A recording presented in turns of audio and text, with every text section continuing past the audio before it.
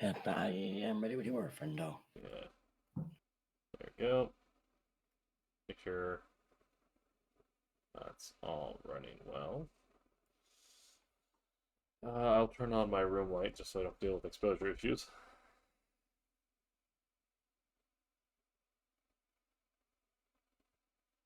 Fair enough.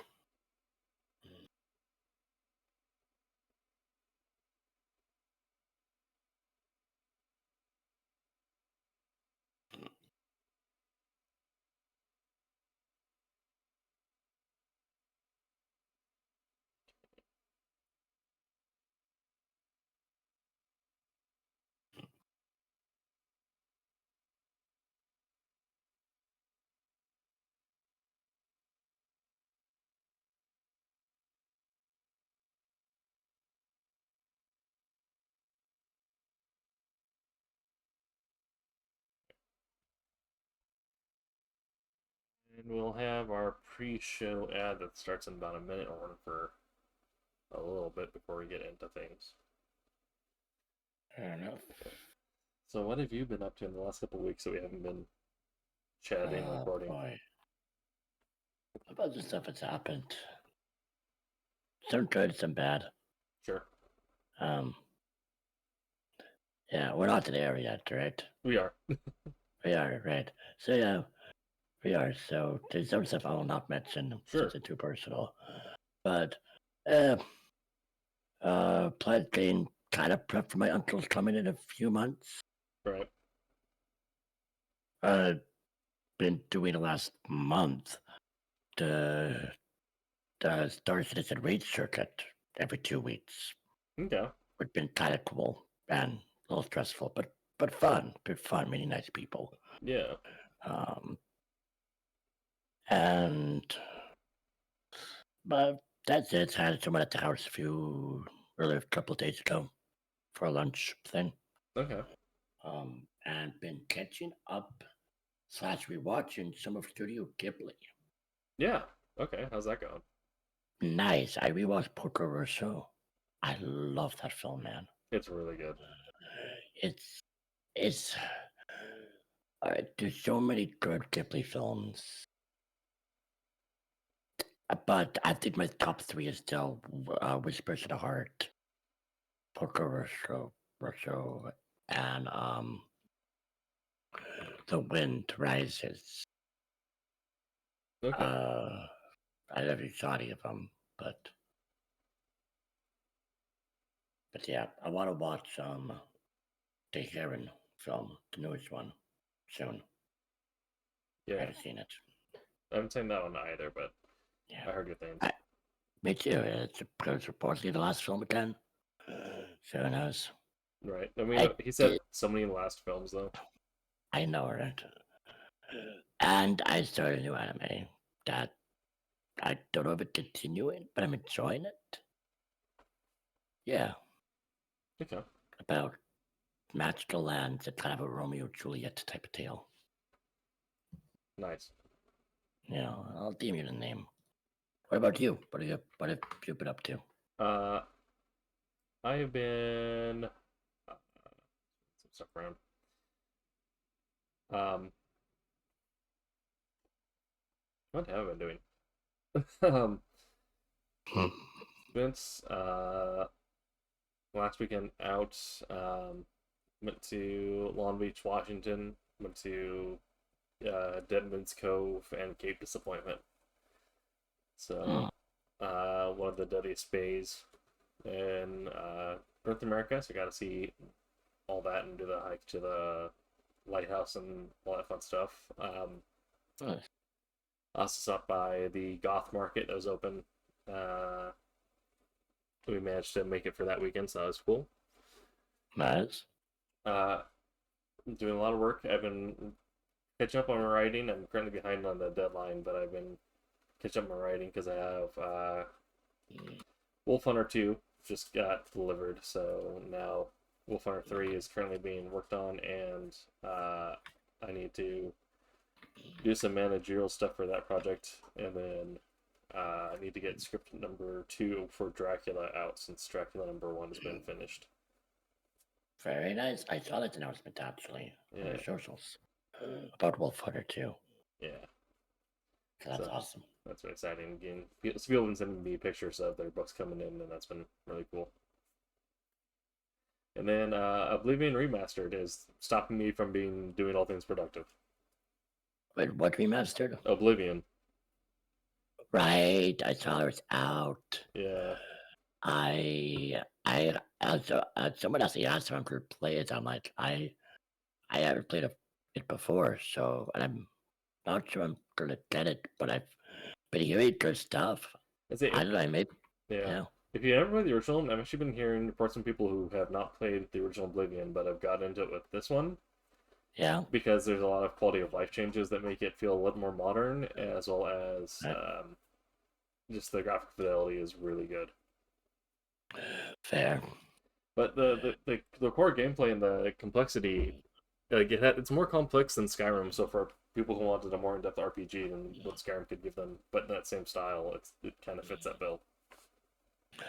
I think I like it. It was like I'm still not the biggest Bethesda guy, but I know how much this game has reputation.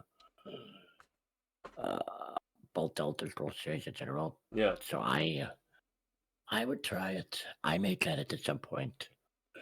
Right now, I'm saving my money on Steam for the Precinct, the police game I'm hyped for, yeah, and yeah. it's out now in about 2 weeks and 2 days. So yay! Yay. Okay, Yeah, and then Broken Arrow in June. nice. So looking forward to that. Yeah. Yep. All right. Well, hello, Internet. Welcome to Freebeer Society. I am Tim, and I'm joined by Brookvan. And Zeus, that we had a couple weeks off. We're coming back into it. On today's docket, we're covering everything from uh, robot cops to autism registries to Microsoft trying to steal your porn data. Um, The world we live in these days. yeah, that'll be interesting for sure. So, if you're not sure, Free Speech Society is a podcast where we talk about the cross section of politics and geeky stuff, and usually that comes down to talking about data privacy and security and all that fun stuff. Hey, robots. And robots. Robots are cool, until they're not. Um, I'm not sure. I have not read this article yet, so we'll see how we land on this one. Yeah, I know a bit about it already. So Okay. yeah, like, do you want to read it out first, and I tip some details Sure. as to Yeah, see if there's anything best? I'll read it out, and then you can talk a little bit about it. Yeah, yeah. All right, so this comes from CDO magazine. It's put together by their editorial bureau. Thailand unveils first AI police bot. The Royal Thai Police has introduced the country's first AI-powered police robot, debuting during the Songkran Festival in Nakhon Pathom province. The robot, named Polkul Nakapatham Plod Pai, meaning Nakhon Pathom is safe, Jesus, was deployed at the Songkran celebrations. The AI police robot has been designed to bolster security and enhance situational awareness, dubbed AI Police Cyborg 1.0. The robot resembles a futuristic RoboCop and is equipped with a 360-degree smart AI cameras. It was developed collaboratively by the Provincial Police Region 7, the Nakhon Pathom Provincial Police, and the Nakhon Pathom Municipality.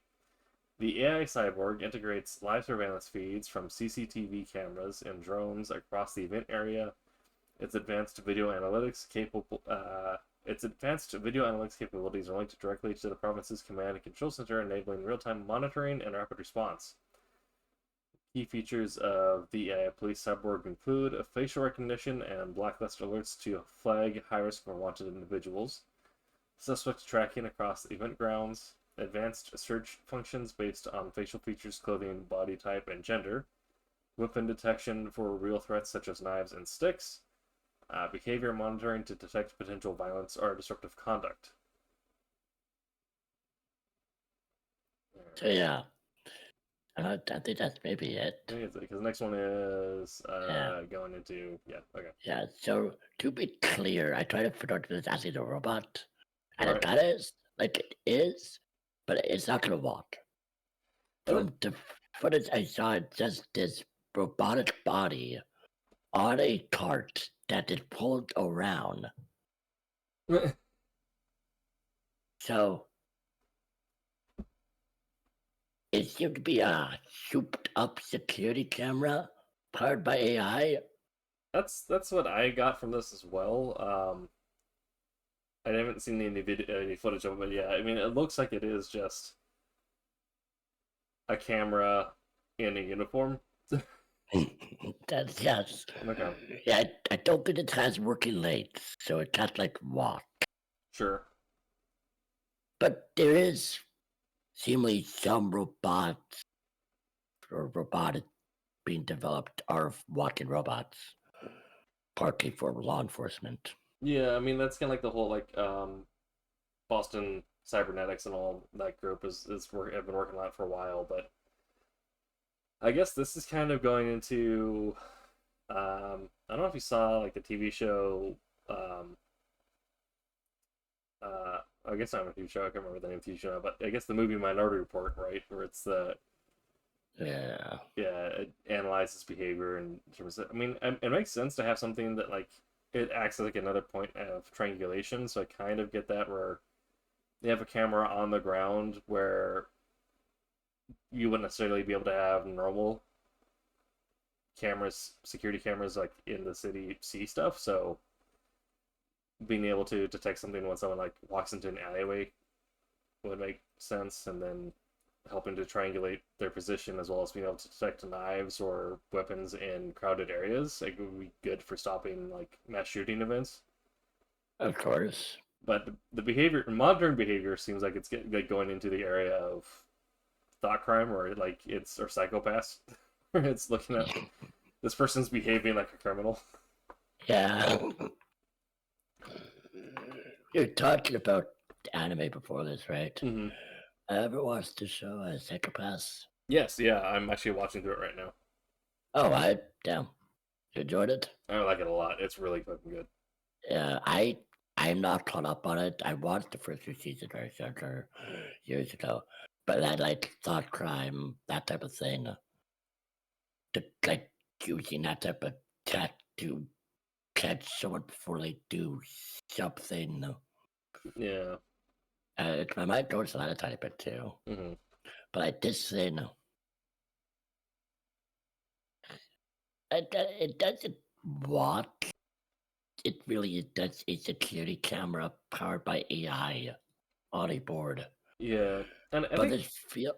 Don't go ahead, sorry. I'd say like I definitely feel like there is some merit to like parts of that where it's like you have a security camera that if it picks up someone that like matches description, it can like at the speed of a computer, like faster than like an individual can, like run the analytics to match the description, put out a call for law enforcement to inspect it, and like do this other stuff to like potentially prevent like violent crime from happening. But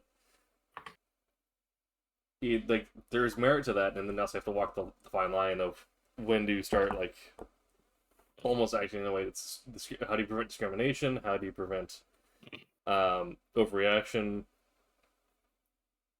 Yeah. Yeah, but like this, and I'm looking it up again, right? Mm-hmm.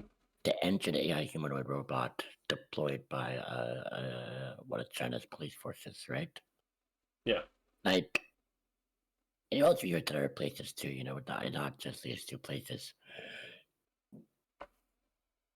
This is like it feels you're starting to see, and not like this is immediately new, obviously, Right. but you work starting to see more of, I think, this robotic use for policing Yeah. in this type of fashion. Yeah, as cameras, as patrol, not just the kind of the old classic bomb diffusing, drone or robot that you think of 20 years ago. You know, Definitely. Yeah. like this is the hit towards our future. It feels like by 20 years from now, this could be normal. Right. I think. extremely normal. Yeah, I think it is going to be because you've already seen like the adoption of mass surveillance and all the good and bad that comes from that. So I feel like Yeah, it's going to be mass surveillance accompanied by AI now that we have that genie out of the bottle. and that is concerning. Yeah, I mean, for like all the reasons we talk about other things, but like the fact that like um in the first rounds of like AI security cam footage, it like did not differentiate African Americans from each other. It's kind of like if there was like if Yeah, there was an African American on the wanted list, they immediately flagged all African Americans walking through its surveillance zone. So, uh, yeah. yeah, there's some inbuilt biases that need to be dealt with on the human side, but then I also the AI itself needs to be yeah, I would argue that. there needs to be some strong auditing of how the AI performs. Um, ideally, we would not be in this world, but we're already here. So now we just need to figure out what auditing needs to happen. And Like that's the problem. yeah, AI, robotics, all this stuff. We're getting to a level now that Pandora's box is very much open, hmm and not like they advertised some of the stuff before. AI very much more new. Robotics not as much in some ways, yeah, but just the way both are going. Though it's yeah, we're not putting this back in the bottle. no. So yeah, yeah. Ah, I mean, oh, yeah. yeah. So this will be something that we'll probably be seeing more developments on. Either if not this one, then like other iterations of this concept coming from other countries around the world. I imagine we'll be seeing more of those as the days go on. I honestly want to learn more about the one. What is it? It is what I've seen in I think China. Robot, engine AI humanoid. Okay. Yeah, AI humanoid robot. Engine AI home.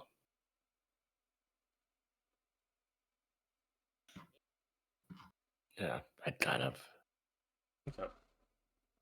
the engine AI SCO1 general purpose humanoid. Oh, yeah. I would have, I would have learned about that later. But yeah, Okay. it just, I have nothing else to say on this. I Yeah. thought it was kind of interesting, which is Uh, why I sent it to you. I mean, it definitely is like I love Cyberpunk and I love the base X games. I don't necessarily want to live in that world, but I mean, the tech in there is undoubtedly cool. So it's interesting to follow this and see, you know, how much we lean into cyberpunk dystopia. Well, it should be, it feels, I don't know, maybe this is a wild statement to make, most likely as, well, it will not be just like the fiction we write. hmm There'll be aspects of the fiction. We have this back, in Yeah. the old retro, the 1950s, what will the future look like, right? Right. Did many aspects, well, it's not exactly right. You know, video calls, um, aspects of computers, you know, did come out. hmm It not is actually in a couple ways it is exactly as was predicted. Right. Um, that we don't have flying cars, and we're not in the world of the Jetsons Yeah. yet. Yeah. But there's aspects of that tech that is here now, Yeah. and we will have to see him, 40 years from now, 30 years from now, 20 years from now, where it won't be exactly like Cyberpunk 2077. Obviously, could some of that tech arrive? I would say, yeah. Yeah. It's kind of leaning towards that in some ways. Definitely. Yeah. Anyway, All right. oh, this Yes. this brilliant idea. So this comes from Axios, Jason Lauji and Claire Raczewski. Um, what to know about RFK Jr.'s autism registry plan? Yes. God. All right. Health Secretary Robert F. Kennedy Jr. is launching the disease registry to track Americans with autism. Why it matters? Advocacy groups and experts have called Kennedy's characterization of autism as a preventable disease unfounded and stigmatizing. Kennedy earlier backed a frequently debunked myth that vaccines caused an increase in autism diagnosis, and he more recently sought a link in environmental toxins. The other side, a lot of autistic people find the idea of a cure, of making them not autistic anymore, is in the same vein as proposing to make them a different person. Zoe Gross, director of advocacy at ASAN, told Axios April Rubin this month. The big picture: the National Institutes of Health is collecting private medical records from both federal and commercial databases for the purpose of studying autism. NIH Director Dr. Jay Bacchera said on Monday. The idea of the platform is the existing data resources are often fragmented and difficult to obtain, Bacchera said in a presentation to the agency's advisors. The NIH itself will often pay multiple times for the same data resources, even data resources that are within the federal government are difficult to obtain. The registry will be used as part of that data. But they're saying advocates expressed privacy concerns about the plan. The nonprofit Autism Self-Advocacy Network, ASAN, commented on the vagueness of the plan, namely whether cold data will contain personally identifying information or whether people will have the opportunity to opt out from the collection of personal data. The Department of Health and Human Services did not immediately respond to Axios' request for clarification on the use of personal data and the possibility of opting out of collection. Bob Merrill, managing partner at healthcare strategic planning firm Excellence, told Axios that the data collection was likely redundant and a potential waste of funding dollars. Similar and often better information assets already exist in the private sector from multiple vendors. He explained that the data NIH are creating won't get at many of the most critical subjects that should be addressed. Most importantly, the genetic components. In administration focused on cutting waste, it seems unwise to build the wheel. Butcher said the research will produce the highest quality proposals, and they include basic science to epidemiological approaches to other more applied approaches to treat autism. What we're proposing is a transformative real-world data initiative which aims to provide a robust and secure computational data platform for chronic diseases and autism research. So, this is dumb. You think? Yeah. So, I mean, again, they already pointed out that the data is already out there, and if they really wanted to, the government could just, get this information from insurance providers, and for the most part, they already do. So they're spending a crap ton of money creating a new platform that does something that's already being done, but also they're doing it in the wrong context because they're treating it like a preventable disease. Like they're going to treat it like you would any other, epidemic or epidemiological concern. But all the science has already stated that it's a genetic condition and one that's not necessarily bad. It's just something that different, and that it requires it requires us acknowledging that the world is not built to handle people that are neurodivergent, and that in order to make a better world, it should be more accommodating and allow for better coping outlets. And I feel like this is just them trying to say, no, it's not us, it's the kids who are the problem, and try to find any way from actually taking care of people. Careful there, you're talking logic, that's dangerous. Apparently, in this day and age. Obviously, and I don't know what to say about this man. This man is a bloody fucking moron. Excuse my language. I actually that slipped out a little. I'm not sure that much like that, but no, this person is, oh my god, is. I mean, every time he gets up and speaks, he says something that is demonstrably false. Yet he holds the highest office when it comes to healthcare in America. So it feels like it's a sped up corrosion of the system that's already been failing.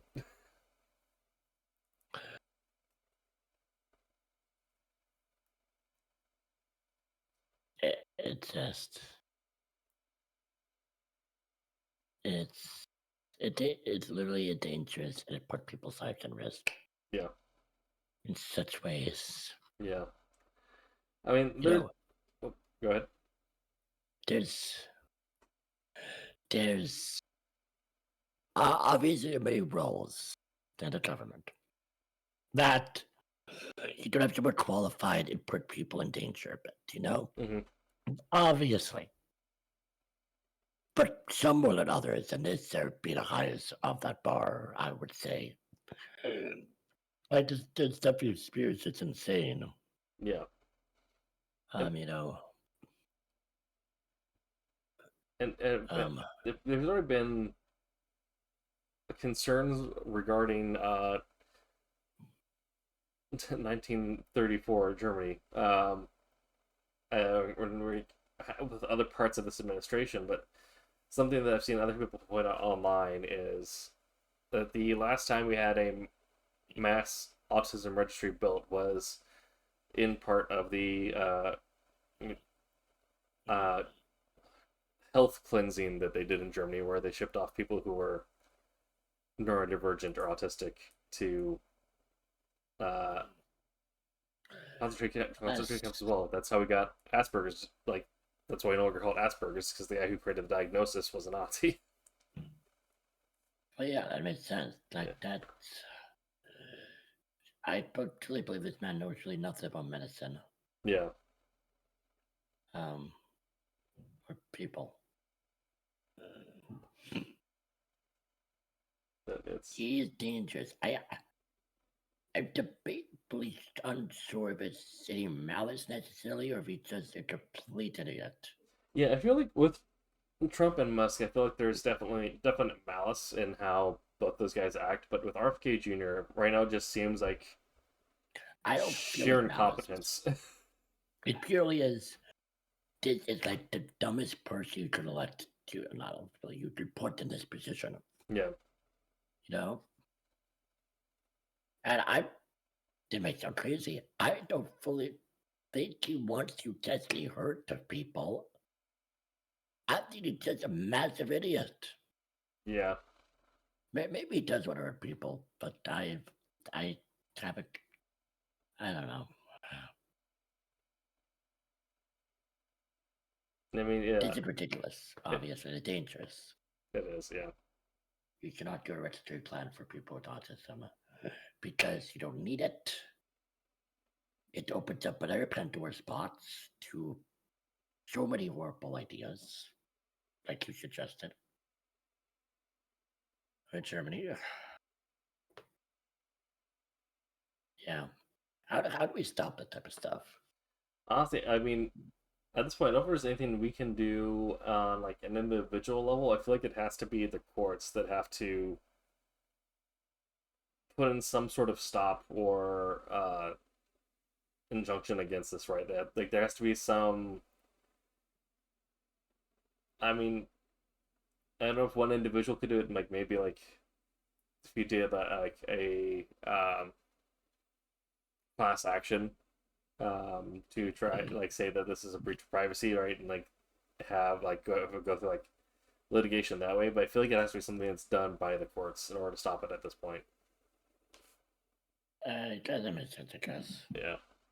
I mean, yeah, unfortunately, it's one of those things where like, even like our best attempts to protect our own data, right? If you're using VPNs and private browsing at home and all this other stuff, but that can only go so far because this is like talking about records that you need to have in the open for to get quality care that like you need to help, like go to therapy, receive medication for anything you might need.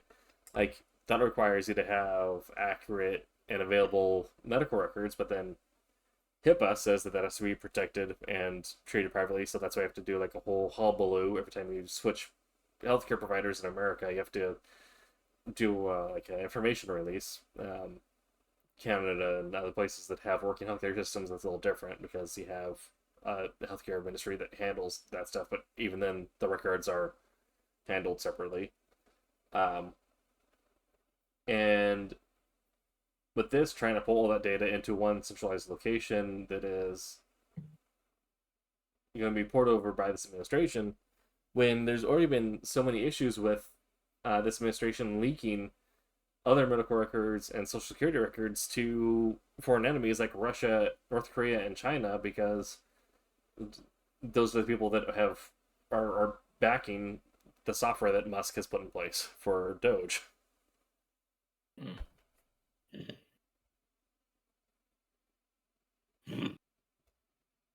So it'll be this unfortunately seems like it's something that's like out of our ability to contain and has to be handled through the court system. But with Trump now arresting judges and failing to abide by court orders, we'll see how that Yeah, when goes. I saw that, I was terrified when I saw that. Yeah, yeah. I mean, we can hope that on Monday he didn't abide by the 26th or the 20th court orders, and so we can hope that on Monday federal marshals arrest him and other members of administration. But I don't know if that'll happen. I highly doubt that. Yeah. Sadly. And what's this little topic? Okay, this comes from Ars Technica, and this is our title story of the show. This comes from Andrew Cunningham at Ars Technica. Microsoft rolls out Windows Recall to the public nearly a year after announcing it. Subline, the improved recall still tries to record everything you do on your PC. So Microsoft is now trying to learn what kind of porn you like. Wonderful. Yeah. Which is, I mean, if you get Windows Recall, I expect everyone to get it. Just look up the most deranged, unhinged shit and make Microsoft regret. Anyway. I like that idea. Yeah, just, look up the most absurd, deranged thing you can think of, and then whenever Microsoft sends analysts to look over data, they just add, their eyes burn out of their sockets.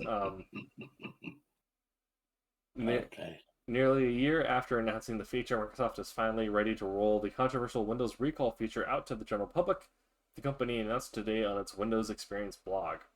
Only available on Copilot Plus PCs, a subset of Windows 11 systems sold within the last year or so. Recall takes continuous screenshots of everything you do on your PC, saving them, scraping text from them, and saving it all in a searchable database. This obviously has major security and privacy implications, as anyone who can get access to your Recall database can see nearly everything you've done on your PC, which is why Microsoft's initial rollout attempt was such a mess. Recall's long road to release involved a rushed initial almost launch, harsh criticism of its then mostly non-existent security protections, multiple delays, a major under-the-hood overhaul, and 5 months of testing in Microsoft's Windows Insider beta program.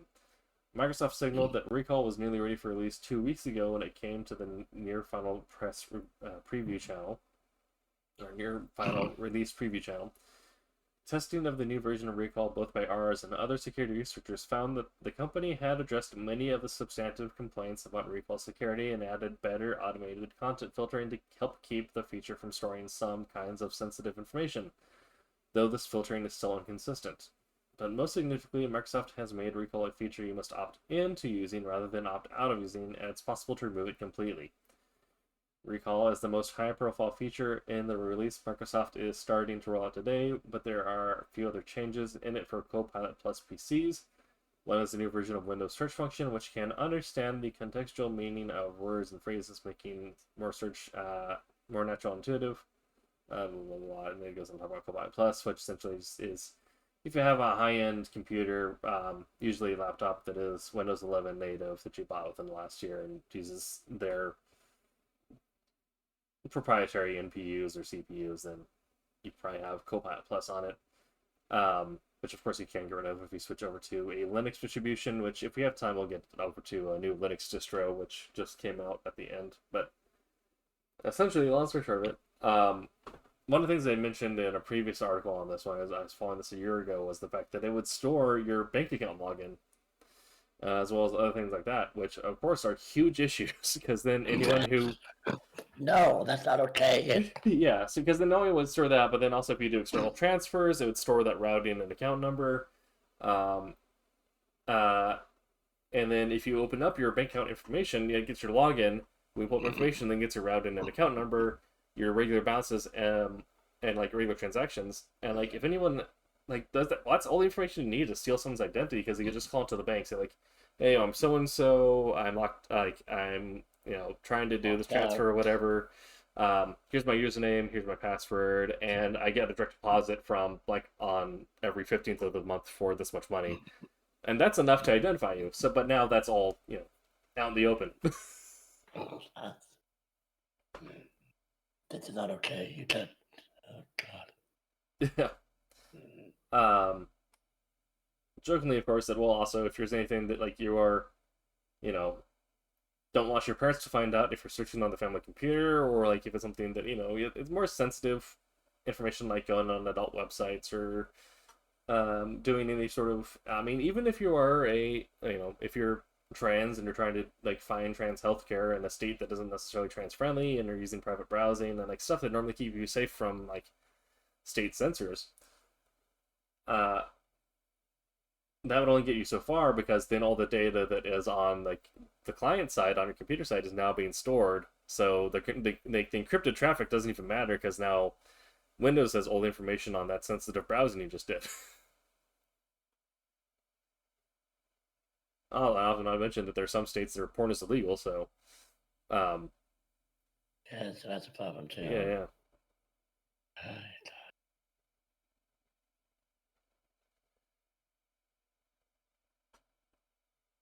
So um, this is a very interesting kind of. Well, it doesn't necessarily have immediate implications for crushing freedom of information or freedom of browsing. It certainly puts kind of a stopper on it, and that if you're using a Windows 11 PC that has Copilot Plus and you turn the recall on for a reason, thankfully it's opt in and not opt out. So if you turned it on for whatever reason, now there's a You chance that cannot have it. You yeah, cannot have it on. You can yeah, have it off. yeah, yeah. So if It's you not mandatory. yeah, it's not mandatory, thankfully, but yeah, for whatever reason you have it turned on, like there's a chance that if you're looking up sensitive information that is not necessarily legal in your state or region or province or whatever, it could still end up getting pulled by that government to potentially take action against you. Well, note to self: do not ever use Microsoft Recall. Mm-hmm. I mean, my work laptop is already on Linux Mint, Yeah, um, and I'm thinking I may end up switching my main desktop over to either SteamOS or Ubuntu in the near future here. fair enough. Yeah, I mean, probably SteamOS because then I can still use my entire Steam library, right? Right, yeah. Yeah. Um, yeah. Do you have any thoughts on this? Not really. Um, Microsoft just keeps on being Microsoft, it feels like. Right. Um, no, this feels inappropriate. It debatably feels unethical. This is a massive security risk. Not a lot of people will know about it too, which is even more concerning. You know, Yeah. And I'm thinking a person that gets a rig, gets a computer, gets a laptop, somehow has this on without knowing what it is. It just says yes to it, right? mm-hmm. And there's a massive security risk on their computer. They're not even aware of it. Yeah. Yeah, that's like my thought is like for sure like the out of box experience for like a new PC setup, like, and I haven't seen any screenshots of it yet, but I feel like when we get there, like it's good. I feel like it's just gonna say like, do you want to turn on Windows Recall like during your first time setup, their out of box experience? Like, it's just to say, do you want to enable Windows Recall? This will help protect your data and make sure that, um, in the event of a hard drive failure, like you can reset everything, right? But that's not going to mention the fact that that means that all your data is being stored somewhere that is not, and that the data is Exactly. like sensitive client-side information, not just your like saved files. Warden, we will spy on everything you do and have a record of every single thing you do on your computer. Are you sure you want to turn this on? Right. Yeah.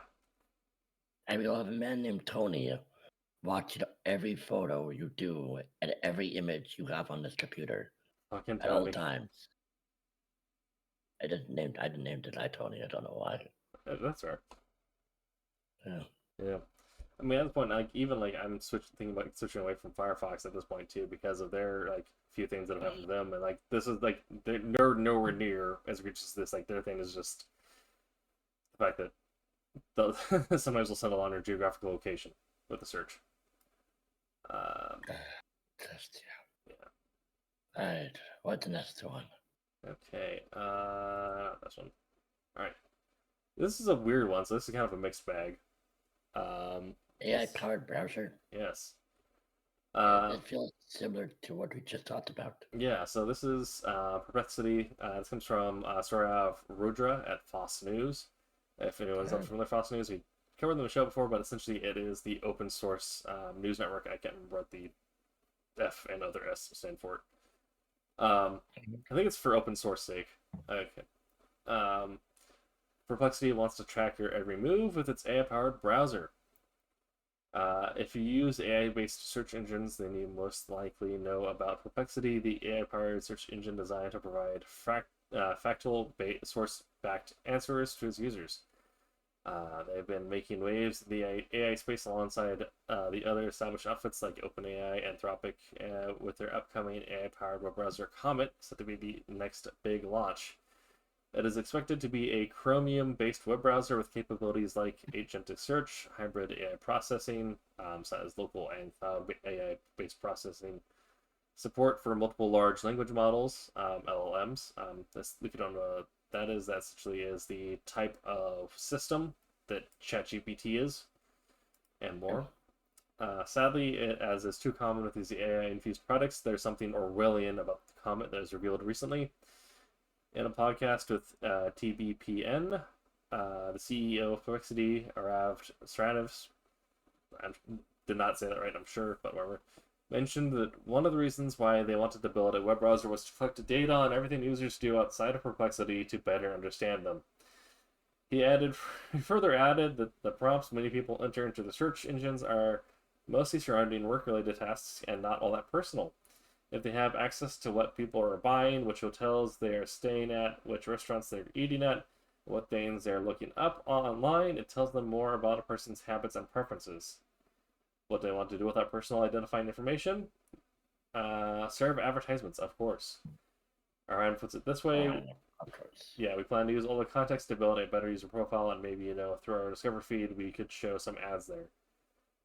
Do you see the big implications for privacy if sensitive user data like the kind collected through a browser isn't handled properly, right? Rand is banking on the idea that Perplexity users won't mind the invasive tracking as it would lead to more relevant ads being served to them. Anyhow, I'm still unsure how this will play out in the end. Comet's launch has faced some roadblocks causing delays, but Aravand mentions they are now aiming for a mid-May release. Yeah, I would use it. No, I'm not touching this with a 10-foot pole. This is a lot of red flags. It's just one giant red flag. It's a web browser that is just spyware.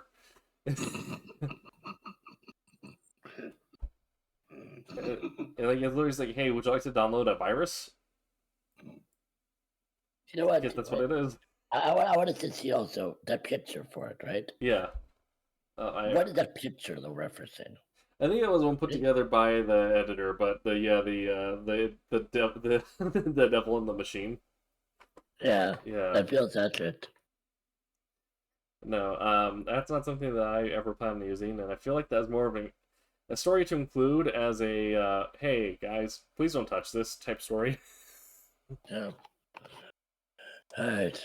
This one is online thoughts, but never in this is your open source answer to big tech. Sorry, I read it. Yeah, no, you're good. Yeah, this is kind of maybe a little bit of a good news story here.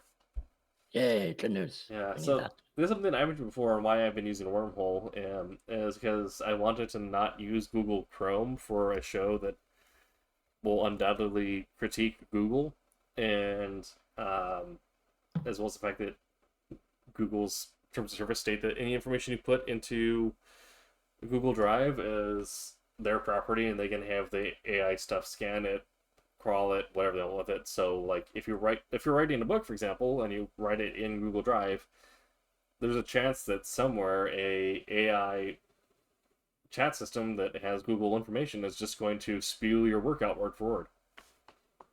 Yay. Yeah.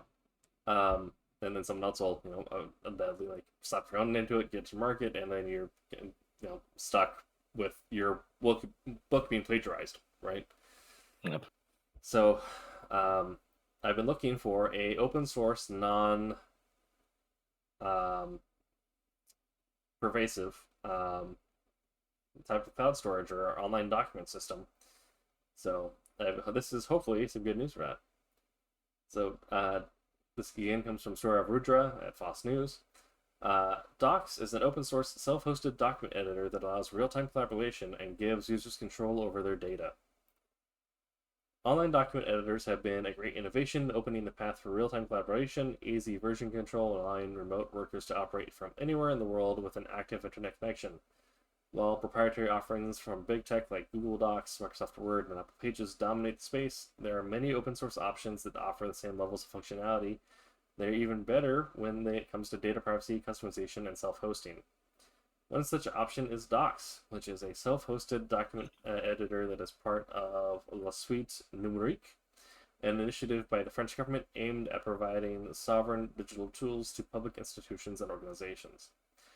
So I feel like the release of this, following the story a couple weeks ago about Europe, the EU essentially giving like a directive to tech agencies to differentiate from American tech sources. I feel like this is like a The very result of that. part of that. Yeah, I mean, it's probably been developed for years, but I feel like the release and marketing is a uh, direct answer to that. Yeah. The offspring of the collaboration Okay. between the French Denim and the German Zindus, Docs is an open source document editor that can be used for document appropriation, note taking, and wiki management. Its technology stack involves the Django REST framework, Next.js, YJS, and Blocknote.js, offering end users a modern document editing experience that doesn't feel clunky or dated. Docs has the following highlights: real-time collaboration, mini formatting tools, works offline, and this is like a huge one because a lot of like other open source doc hosting services require you to have an always online server. Initial impressions: I logged into the live